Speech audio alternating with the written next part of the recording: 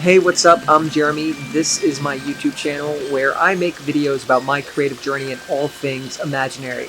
This is my series Experience game where I make videos about how you can get the most out of your D&D games. Halloween is just around the corner, and so I wanted to take advantage of the opportunity for a little bit of a change of scenery. I'm actually recording this at 2 in the morning and trying not to make too much noise. I'm getting a little freaked out just being outside and wondering if anything's gonna come a spooking around me, but I don't even know what that means. But I'm looking forward to making this video because I think as a dungeon master, one of the most satisfying things that you can do is getting a reaction out of your players, and fear is definitely a big reaction that you can get. So in this video, we're going to talk about the kinds of fear that you can elicit from your players and give you some tips into making the most out of that and running really scary, creepy games. Now, the first thing that I want to talk about is what scary actually is. Scary isn't a thing or a place. Things and places aren't actually scary on their own. Instead, it's the situations that are scary. It's the combination of a person with a thing or in a place that makes something scary. And one of the keys to making sure that your players get scared is being certain that they're invested in their characters. In movies or in any sort of writing, you need the reader, the consumer, to be invested in the character in order to be scared by the situations they get put in. One of the benefits with Dungeons & Dragons is that you can assume that your players will be heavily invested in their own characters and can take advantage of that attachment and that investment to really twist the knife and get that reaction out of them. There's a lot that goes into setting and creating scary situations. But the first is setting the right mood for your players to be scared. One of the biggest keys is music. A sudden music cue can completely change the feeling of a situation.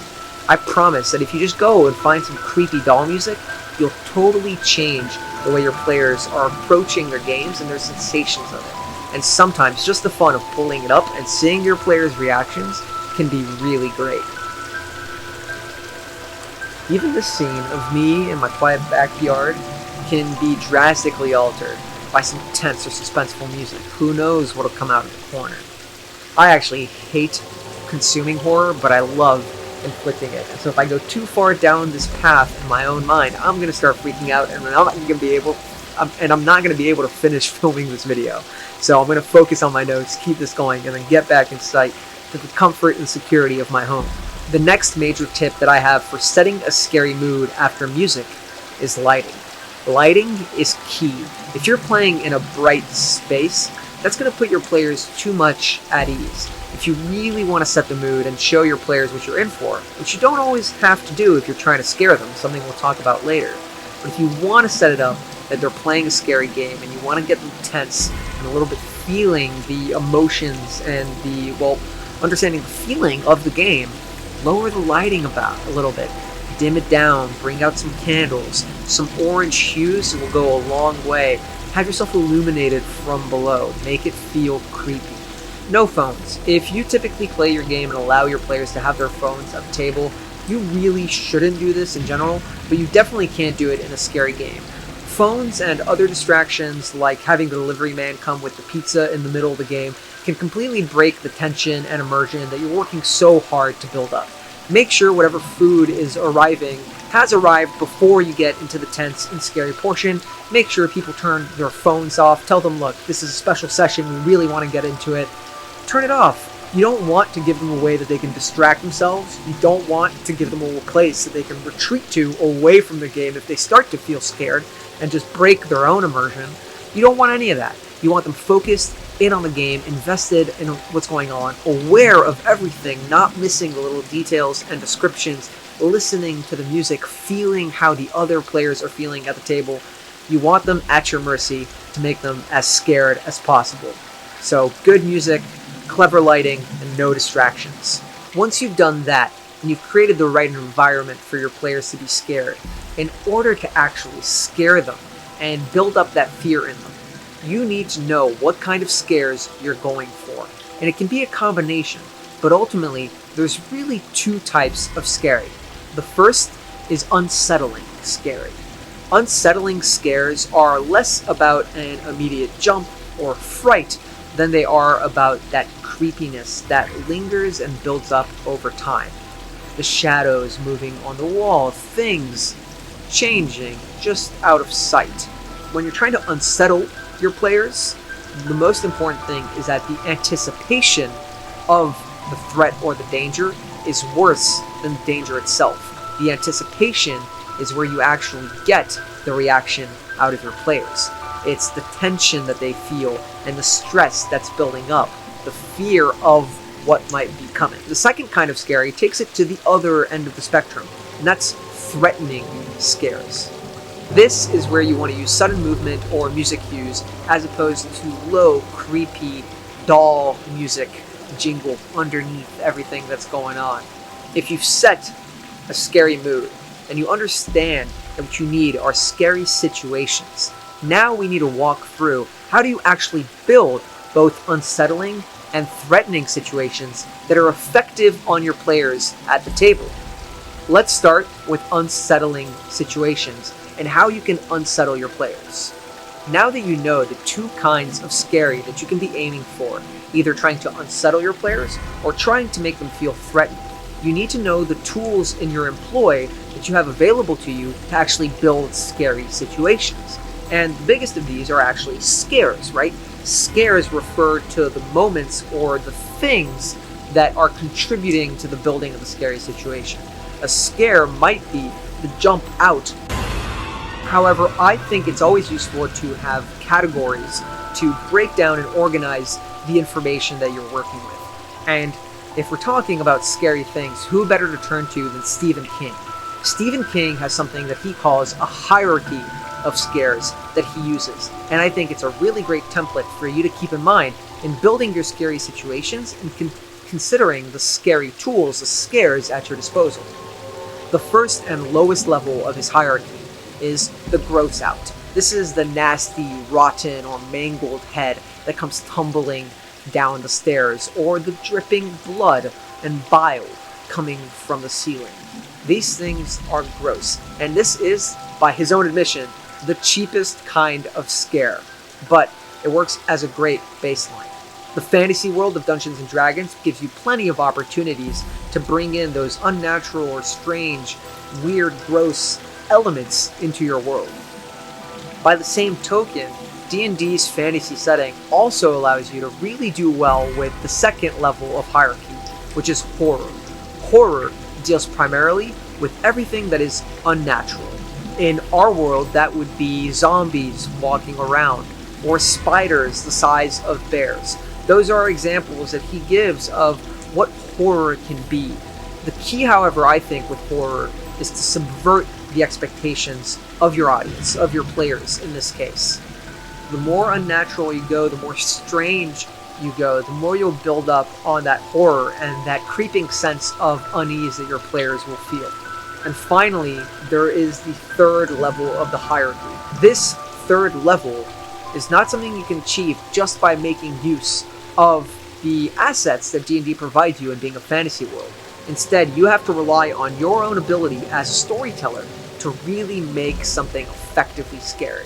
Because this last level is terror, and terror doesn't come cheap.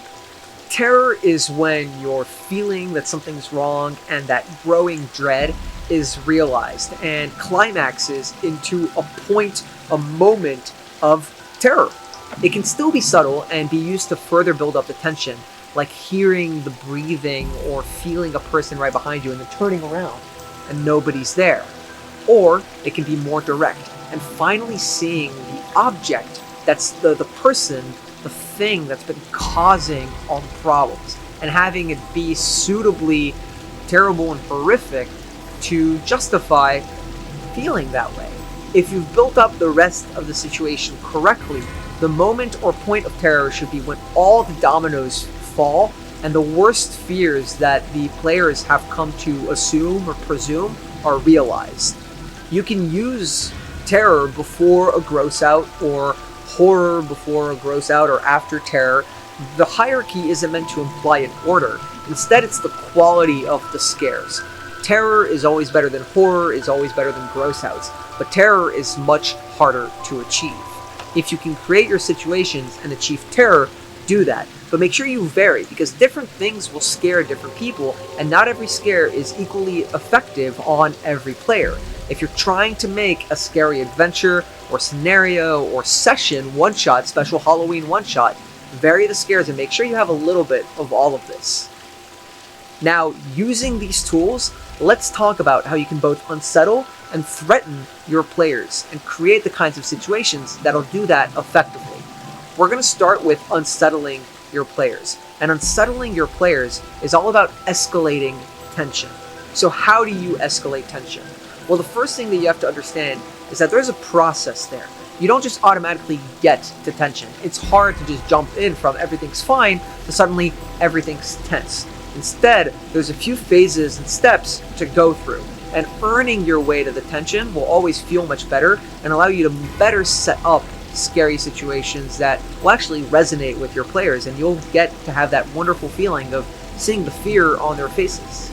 The way that you escalate tension is by evolving the relationship that the players have with whatever threat they think might be there. If you want to approach this somewhat mechanically and use this as a structure to help you write it in your own home games, I think it's perfect to break it down starting with suspense, learning how to build suspense, then startling your players and trying to get that first initial reaction, and then finally, tension. Once you've set up that there might be a threat, you tell the players that they're going to investigate a haunted house or some sort of terrible mystery, or you just play some creepy music that sets the tone for the players. All that, anything you do, even outside of the game, will actually inform how the players run and play their characters, because you're setting the mood and you're creating the environment in which you're playing it. Once you get them feeling that apprehension and anticipation of a threat, you're building suspense. The longer you keep the threat away from appearing, the more the suspense grows. Of course, if you play this too much, your players will grow comfortable and relax, and you don't want that. So the key is to add elements, add small scares that slowly build up the suspense and keep it escalating over time. Next, I really like discovery. I think discovery can be a really useful suspenseful tool. Board games like Mansions of Madness or Eldritch Horror or Betrayal do this really well. As you flip over to new rooms and progress through the maps of those games, you encounter things and places that are strange and unsettling on their own. They're just places you don't want to be, like an operating table with, blood scattered everywhere, or a study with a white outline of a chalk mark where a dead body was. You can do this with your own maps. If you're drawing or even just describing a place, or you have terrain, if you're going all out and making your own or using some of the resources out there, you can set up increasingly strange places where your players don't want to be that will increase the tension simply by showing and expanding the world that the characters are progressing through. Another way that you can do this, which I find really effective, is keeping players' information separate from each other. I think this is a fantastic tool that is underutilized in role-playing games. The best way to do this, because you don't want to have phones at the table, is to pass notes. Ideally, at the end of every note that you pass, you want to pass it back to me unless there's continuous information the players need to know. The players forget the information on the card or get it wrong in some way, so much the better. You're just going to make them more paranoid as they try to figure out what exactly is going on, and that confusion will work to heighten the effect of the suspense that you're building. Obviously, you don't want that if the information is critical, but if it's about hearing scratches from one side of the wall and the player misinterprets it and hears it from the other side, go with it. Build off of it. Allow them to hang themselves with the rope that you provide them with.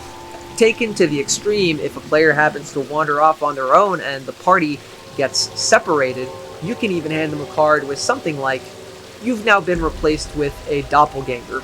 Continue playing as you would have before. Return the card back to me." Obviously, don't overuse that, but I love it. It's a great trump card. It's something that your players probably won't see coming, especially if you don't use it too often.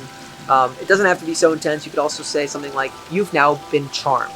Continue playing like you would before and hand the card back to me." And all that would happen is when the moment comes for the reveal, you show and take over the character, and you can either allow the player to play their charmed character or play the doppelganger that's replaced and fight against their fellow party members. And then now you've created the suspense of what happened to our fellow party member, and you're starting to progress and escalate the suspense and get to tension of now we've got to go and rescue or discover what's happened to our missing companion. Finally, of course, we have the unknown. The unknown is such a fantastic tool to build suspense. I think H.P. Lovecraft famously said something to the effect of the oldest and strongest fear is that of the unknown. In the perfect world of your home game, you've done all this. You've built a ton of suspense. You've started to unsettle your characters. And you can actually combine the two and not only unsettle your characters and players, but actually start to make them feel threatened too, and combine the two types of scares to create an even more horrific experience. You've done the suspense, now it's time to startle them. And once you've startled them, you're combining elements of both unsettling your players and threatening them by showing them that not only is this situation strange, creepy, and somewhat scary, there's something to be worried about here. Something that can threaten you, something to be feared. So let's think about and let's talk about how you can startle your players. Simply stated, startling your players is all about the sudden appearance of a threat. The threat can be known or unknown, right? They can either know the source of it or not know it. It doesn't matter. What matters is that some sort of threat appears. They discover that the food has been eating is poison. That's startling, right? A threat has appeared. Maybe they don't know who's done it, right? They don't know who else at the dinner party is the one that poisoned their food, but there is a threat. So regardless of the origin of it, you've startled your players. Or a trap that they didn't expect in the middle of a nice mansion. That's a threat. They might not know who put it there, but you've startled your players, and now they're going to be on the lookout.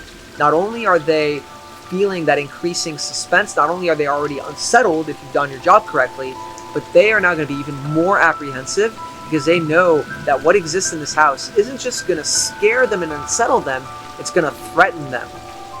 When you do this kind of thing, make sure that you vary up the way that you present it and that you try to keep it brief. If you try to startle your players too much, they'll get desensitized to it. In the same way that when now you watch a horror movie, you might be able to anticipate jump scares. Startling your players can seem like a simple thing, but it's actually not that easy, especially if you're unsettling your players before. It's easiest to startle your players when they're not expecting it. Let's say they come home from a huge battle, they're having their victory feast, hero's feast back at their keep, and now a dead body boom, falls from the ceiling onto their table. That'll startle your players, that'll change the mood. That won't be something they expect. But if they're going through a scary, creepy house, you've got creepy music playing, things are much less likely to scare them, to startle them, because they're already expecting and on their guard for something. You've got to balance and bring something to the table that's startling, but different enough from the things that they're seeing that they won't be expecting, or present it in an alternative way from a place that feels safe. You've set up some suspense, you've done that, now you've startled your players and shown them that there is a threat. Then you finally get to tension. The difference between suspense and tension is that suspense is about inquiry and investigation, right? It's about the discovery of the threat, whereas tension is about the resolution of the threat.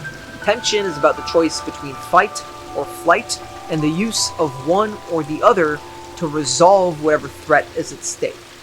And of course, with tension is all about the threat.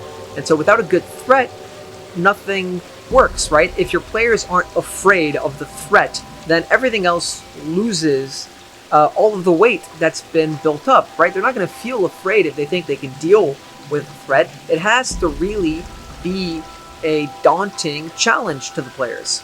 The more you're able to get out of your players as role players here, I think the better that this is, and the easier it is to do, honestly, because now you have buy-in from them. They're buying into the story world, they're buying into their character stories, and so you can use things that their characters would be scared of, even if they're not scared of them as players. And a good player will make themselves scared of it by virtue of the attachment they have with their character, and will roleplay that and bring that out into their games.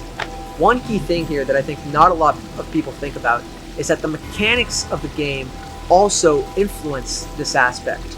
If the threat that you're presenting is a threat in combat, right, and it's a monster chasing after your players, and you're trying to make them run away or else the monster's going to get them, I've pretty much never read a story of this working. If it does, it's because the players either know the game really well, and so they know that they can't deal with that monster out of game, or they're really good role players, and they're able to roleplay the fear that their characters would face and run away regardless. But most players don't want that. Most players want to be heroes. Most players, even if they're playing bad guys, want to be heroic and undaunted and want to challenge the big, evil, crazy-looking monster. And they know that if they stop and fight the monster, they'll just go to combat. And they already know how to deal with combat, right? They've done combat plenty of times. They might not have faced that monster specifically, or they might have, which is even worse because then they really know what they're expecting. But even if they haven't faced that monster specifically, they've done combat before. And so you're giving them actually a safe place where they feel comfortable to fight the monster. And that's unfortunate because you're giving them an out, and you don't want that, right? You want them to feel the fear. You want them to be forced into a creative, disadvantaged position here where there's no easy answer for them. And so I think that if you're providing a threat that is linked to combat in some respect, you have to change the way that you're doing the combat here. I'm not saying change the rule or the mechanics, but the monster, you can't hold your punches on it, and you need to be creative with the way it's actually going to impact your players. Specters use life drain to actually reduce a character's hit point maximum, and shadows reduce a character's strength characteristic. These are ways that players are not usually targeted, right? Usually most monsters, almost all monsters, hit their hit points. But they don't have monsters like rust monsters that might destroy their non-magical weapons, or shadows that might reduce their strength count. And these are very serious threats because players are not typically prepared for them, and they don't typically encounter them. And they have serious repercussions because with the shadow, if a character's strength hits 0, they die. There are some examples of these in the books, but there's nothing wrong with making up your own and figuring that out. Maybe even the monsters can't be dealt damage the normal way. Maybe there's a sort of puzzle or shrines that need to be activated in order to deal damage to the monster, or special equipment in the area that the players can use or gather along the way or learn about to deal damage to the monster that's chasing after them. And of course, the threat doesn't have to be a monster. It can be a curse, it can be a number of other things that have these negative repercussions and effects and threatens the characters or the town or an NPC they care about or a larger world. But as long as it has a threat, as long as it's not easily addressable and the repercussions are something negatively affecting something the players are really invested in, usually the easiest is themselves, but another NPC works fine if they really care about that NPC, you can have a really effective, scary, horrible situation for your players to get into that you'll really enjoy as a GM, seeing this reaction, getting this reaction out of them, and your players will really like after the fact, at least, right? It's something they'll talk about well on and on for days and months and however long, even if in the moment they're freaking out and stressed. And that's its own kind of fun, right? There's a reason people like scary movies. So think about the other ways that your players can be targeted. Think about the ways that you can present risks and threats to them. Perhaps you can take their spell slots or their hit dice or resources that they feel they would fall back upon. Perhaps the threat is being teleported to another world where they know nobody and things are strange, and if one player goes, one character goes, maybe the rest are going to want to follow in, and that can lead to some just really interesting roleplay moments. And if you've been watching my videos for a while now, you know that that's what I like. I want to try to create situations that lead to interesting roleplay moments. If horror is something that can do that, which I think it can do that really effectively, then I'm going to use that too. There's just a couple more pieces of advice that I want to give that I think are important to keep in mind, but ultimately, that's my horror toolbox, right? Like, that's the key things to consider in building scary situations, in unsettling your players, threatening them, escalating from suspense to startling your players to really having tension, and making sure there is a true threat and danger there that your players are going to be afraid of. So my last pieces of advice, I guess, all revolve around the same thing. They revolve around downtime and pacing. I've mentioned it here and there a little bit, but there's got to be an ebb and flow to your horror. You can't have jump scares every 5 seconds. You can't have everything be fully unsettling. You need opportunities for relief. Like I said, no distractions, but if a player cracks a joke and relieves some of the tension, that's great, because as soon as they relieve some, that's just an opportunity for you to build more. And as they relieve a little more, you just keep building more. You need those moments, or else the players are just going to suffocate in the mood, and that's not good, right? If you want to keep them engaged, it's a give and take. It's got to have a little bit of a balance there. And pacing really is the tool here. Pacing is the tool in your employ that allows you to do this and work on this side of things. Pacing is a tool you can employ not only from sequence to sequence and scene to scene, or part of the map to another part of the map, where you change how quickly things are moving or allow players to spend more time. Usually the more stretched out a moment is, the more unsettling it is, and the shorter it is, the more threatening it is, right? Someone slowly walking towards you creepily is going to be a lot more unsettling than someone just walking towards you at a normal pace. And someone charging at you is a lot more threatening than someone, crawling at you from across the other side. A combination of the two, seeing someone crawling forward and then moving forward at fast bursts, is equally effective in its own rights. So manage your pacing, learn to use all these tools effectively. Remember that what scares one person won't necessarily scare another. There's no one right way to be scary, and there's no one scare that works on everyone. But I wish you all a happy Halloween. If you celebrate it, I wish you all happy, terrifying, scary horror games if you don't, or even if you do. I'm trying to figure this whole thing out. I'm really enjoying making videos so far. It makes me super happy when you guys watching comment and let me know that you're enjoying the videos, or that there's specific things that you want to see. I've got a whole list of things that I want to make, and I think I'm starting to get a little better at it. So thanks for taking the time to watch. I really appreciate it. If you dug this video, share it around, and I'll see you guys next Friday.